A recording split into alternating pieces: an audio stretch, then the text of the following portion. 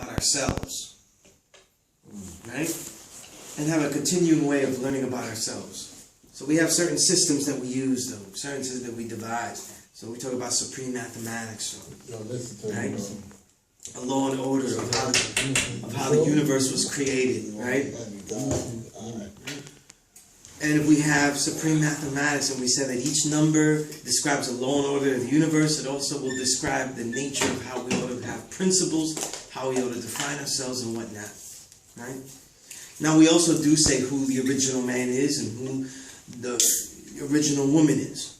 And we say who all the humanity is based on history, right? If we're saying that we know who God is, and we're saying that God is a man, this isn't a new teaching, and this is part of the revelation of things. But we're also saying, though, who that God is. So in this nation, though, we're going through a history, and we're saying, look, the original man is the black, brown, yellow. But we're also saying that the white is not. But why? Why are we going through history in such a way? You see? What's most important is that we're saying that all humanity deserves and needs a knowledge of themselves. Right? All of them. And we're also saying that all of humanity, though, has the right to be righteous. In other words, we're talking about right or wrong in the wrong way of things. We talk about right or wrong like a good or bad concept. What it should be, though, is right or wrong is something that is based on something that is physically shown and proven. Meaning that what is righteous is something that furthers mathematics to go on. In other words, a principle. So if we said that one is knowledge, right? Then what would further mathematics to get to two in wisdom would be what? Ideas, concepts, and facts that are actually provable, and then into wisdom two, usable. Absolutely, unequivocally usable. And then that leads to what? Each man will, with each fact, with each bit of knowledge, will come with an actual insight, a revelation of purpose. And as I said, was 1, 2, and 3, knowledge, wisdom, and understanding. That's mathematics that anyone can use. See?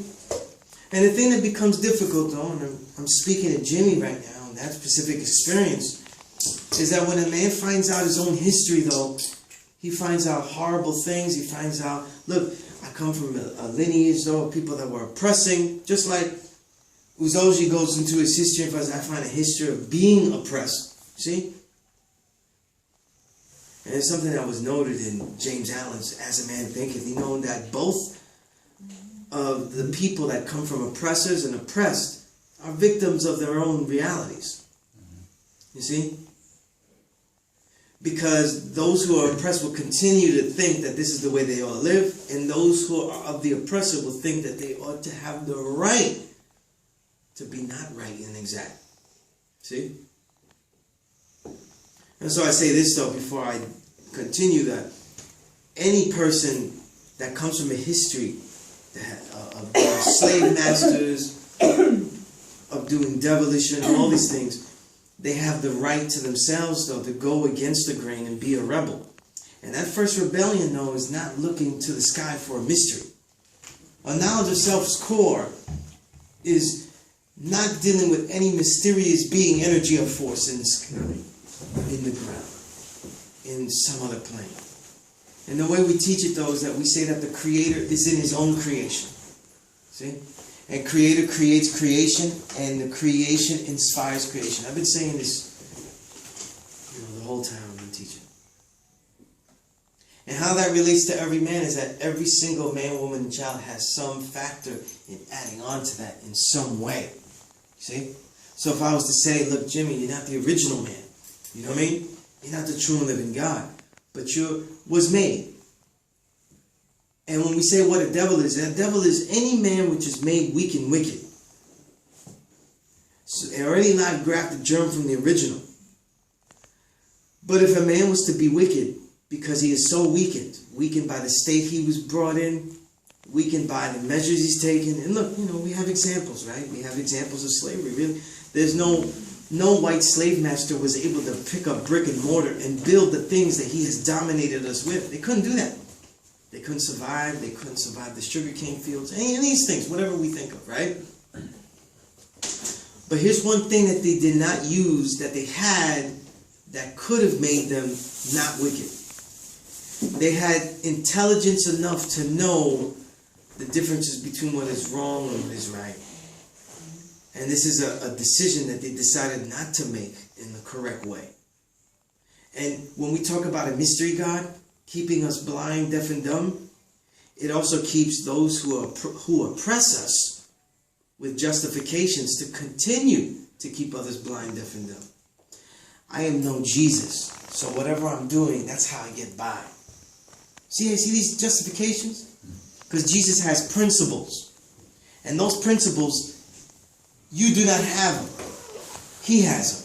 So you're born in sin because you're always at a loss for these principles. Peace, God. And because you're at a loss for these principles, you have to be what? Born in sin. These are the problems with Christianity. These are the problems with religions of that nature, of a mystery God. See? So now when we look at things, though, regardless to who you are, what we're saying is that there isn't any mystery. And whether we say you're the earth, or whether we say you're the God, we say you have the potential to be a righteous man, a rebel to the own nature that your ancestors came in, then it's still up to you, because there's no mystery God for any one of us. Everyone is under their own accord to do these things, and everyone, though, has a plot and an influence of some sort on this entire creation that we keep creating it. See? And this idea of a mystery God is a new concept. It's a new thought. The deeper you analyze ancient cultures and civilizations, they didn't have these concepts. Most of their gods were anthropomorphic, meaning individual gods, like individuals, right? Most of these concepts were about not even calling things God or anything, but dealing with the mind and its aspects. When we talk about Zen, we talk about the Tao, right? So these are new ideas, right? So if I could say these things, right? I say, Jimmy, you know, aside from the nutty decision to roll with this guy right here, right? The three things I would say for you to remember in this classroom, right, is what you've been hinting at first. That it's very rare that you have the decision to say who it is that's going to teach you. So you take your time to say, how will I validate whoever teaches me? And I mean from man to book to video to hearsay. See? And you decide who it is that teaches you by learning how you learn. What's the best way that I can learn? Do I like to learn by books? That's great. But you can also be fooled by books. Now, I learn by lectures well. That means that you can also be fooled by lectures. You know? Right? Like I said, if Phyllis Hyman sang me the Bible, though, I'd probably be a Christian. I'd be in trouble. You've got to know what fools you. Right? So the thing is, you learn how to learn, and you start to decide. See, you're saying you forgot certain things, your mind ran a blank, right? How do we remember things? Why do we forget certain things we ought to learn, and why do we remember certain things we don't want to remember? These are things that go into the task of learning how we learn. And when we talk about the second thing I'm trying to say, and for you to remember, we're talking about a student. A student is one who's willing to be wrong about anything at any moment. And that takes a lot of lack of ego. See? But see, to get a knowledge of self, you're stripping yourself of everything you think you are. And just dealing with the knowledge of who you actually are. That's what stripping the ego is. See? Wouldn't it be terrible if children think they're no good at stuff before they ever try it? Right? These are the ideas of ego and cliche having their effect, you know? So the second thing I tell you is that in this process, work on making your next question. That's why I ask questions so much. Like, what are your questions? The good student can put his ideas into questions. He can figure out and say, I know this stuff. I've proven that this is true, or what I know. That's already a task. So now I have the ability to make my next question. What is your next question? See? It's more important to know what to ask of a situation than how to explain a situation. See? Because if you can ask the question can often explain the situation in making it, but at the same time, though, you can also think of what is the problems, what may be solutions. We have to make good questions. Because either our thoughts, our mind will either bring us to the answers, or we'll find someone that has the question because we've been thinking about it so much. We tend to put ourselves in situations that require the answer. See? And the third thing is really what helps us deal with a mysterious being. When we deal with knowledge, if we say that knowledge is infinite, then what happens is that we constantly realize that, wait a minute, I know certain things, but I tend to believe certain things. You say, well, why? We're not supposed to believe things. If you believe things, then you have faith in them. If you have faith in them, then you have no real proof that it'll happen or it will be. It's not a good way to live. So the way to work is to bathe yourself with belief, right? Constantly think of the thing that you're dealing with that deals heavily with belief.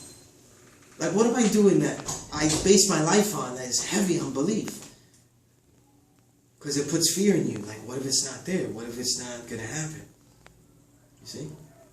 So that next thing is the thing to erase yourself up, to bathe yourself up, to learn what are the details of that. If you're eating foods and you're like, yo, I don't even know what's in my food, but yo, if it goes in, it goes in. That's a lot of belief. That's how a lot of people thought. We was all born in that system from birth. You know what I mean? Until you die. Exactly. You know what I mean? And so that's the quest, right? This is the journey of being a human. Experience. You know what I mean? In other words, look, the journey of all things. If we're creators in our own creation, if we're in creations amongst each other, his creations, her workings, all these things, then that means that we don't know everything. And each one of us doesn't know everything. And that's why we're what?